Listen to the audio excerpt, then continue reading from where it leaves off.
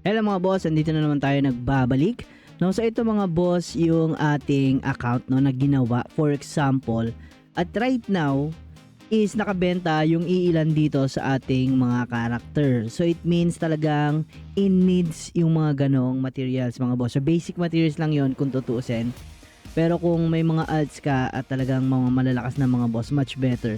So dito may sale history tayo na makikita. Okay, sa tatlo. So dito hindi nakabenta mga boss no kasi wala tayo ditong pambenta na nakuha. So sale history ayan, so nakabenta rin siya nito, one piece lang yan. Almost nakaano tayo dito no, 18 mga boss, 9 okay. So try natin siyang i-claim mga boss. Ayan no. Okay. So kung may mga ganito kang character, you can sell Ruby in no time guys. Okay. And then, so example lang naman to mga boss no? So kung meron kang character talaga, marami kang character na mga malalakas, hindi lang yan yung ma-earn mo na Ruby. So this is just an example kasi nga, kagagawa ko lang yung mga character na to at napatunayan natin na nakapag-earn naman na talaga ng Ruby kung yun lang yung gagawin mo, fishing mga boss.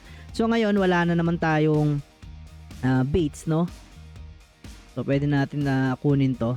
So nakakuha tayo dito ng mga mango kasi nga fish tayo ng fish mga boss, and then yan yung box fish bait mga boss. Ang problema lang dito sa gantong way is nauubusan ka ng gold, okay, ng diamond. So kailangan mo ng way para makapag-earn naman ng gold.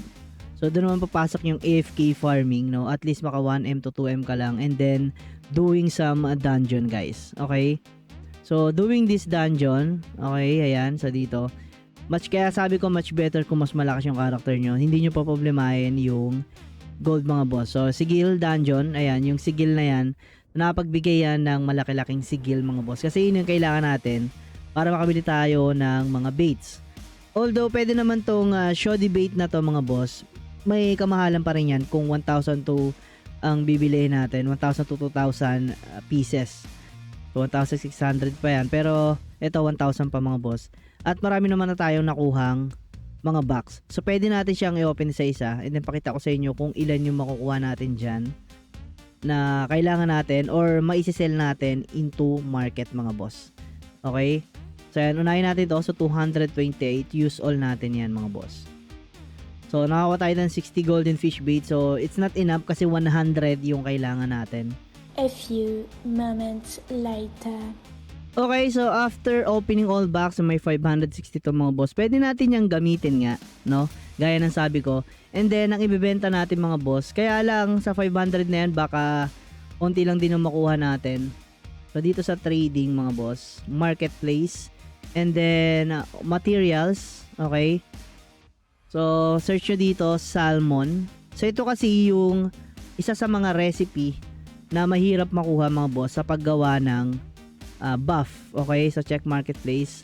Ayan, so 10 to 10. Okay, ibig sabihin makasampu ka lang yan mga boss is meron ka ng 10 compare sa 100 pieces na fish bait. Okay, so siguro yun muna yung itatry natin, and then na-update ko kayo mga boss kung mas okay nga bang ibenta yung salmon na to.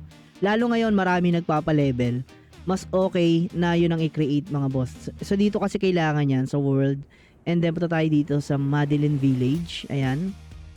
So, world map, resident list, and then punta tayo sa fish processing expert. So, instant move tayo dyan mga boss. So, check natin. So, isa yun sa mga recipe na mahirap makuha compare dun sa tatlong kailangan para makagawa ka ng XP buff. So, dito kay Ray, ayan, ano tayo dito? Mag-craft tayo na ito. Ayan, for example, no, ang pinakamahirap makuha dito is the salmon, guys. So, itong mga to, medyo madali na yan. Marami kang makukuha niyan. Even yung mga fish bait na kagaya lang na ito mga boss yung gamitin mo. Pero ito kailangan talaga sa golden fish bait, no? So mas malaki yung chance mo na makakuha ng salmon doon sa golden fish bait. Okay? So kung makasampu ka niyan, so yun yung itatry natin mga boss. So balik tayo doon kay Condigo, and then gagamitin natin yung nakuha natin. Kung makakuha nga tayo ng iilang salmon mga boss, kung much better nga yun. And then after nun, babalik tayo ulit sa common na fish bait. So, balik tayo sa Capital Ilim mga boss, world map, and Capital Ilim, and then kay Contigo. Tapos is sama natin sila sa bawat server. For example, this one, channel 4. Ayan. And channel 4 na rin natin tong isa, guys. Bukan na natin. So, multi-fishing, enable auto-join. Okay. And then, join na natin tong isa dito. Siyempre, gamitin nating fish bait is this one. Complete natin yan. And this one. Okay. So, auto na natin. And then, ganun din dito sa channel 4. Mga boss. And, ready na rin natin to. Multiplayer, enable auto-join.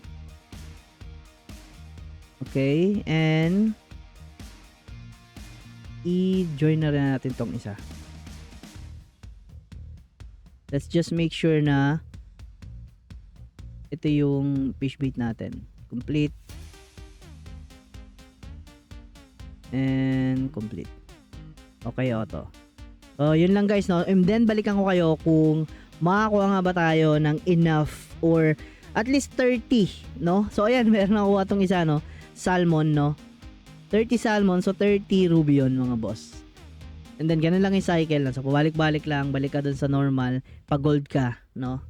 So, talagang much better kung yung makukuha mong character na alt is malakas, guys. So, kaya niyan, sa salmon na naman yung nakuha natin.